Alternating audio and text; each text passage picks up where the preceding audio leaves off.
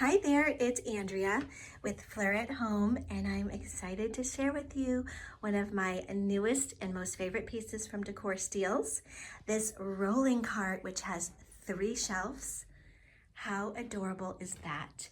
It's a really good size and you can use it for so many things. So since it's the holiday season, I decided to make a coffee and hot cocoa bar. I've been inspired by so many beautiful pictures here on Instagram. So I pulled out my favorite vintage plaid pieces and Santa mugs and some bottle brush trees, plus everything you need to make cocoa and coffee.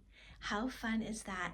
I love that the edge of each shelf, it locks into place, like the one on the bottom. So if you have something a little bigger and you need to fit it in, just unlock it and then lock it right back up.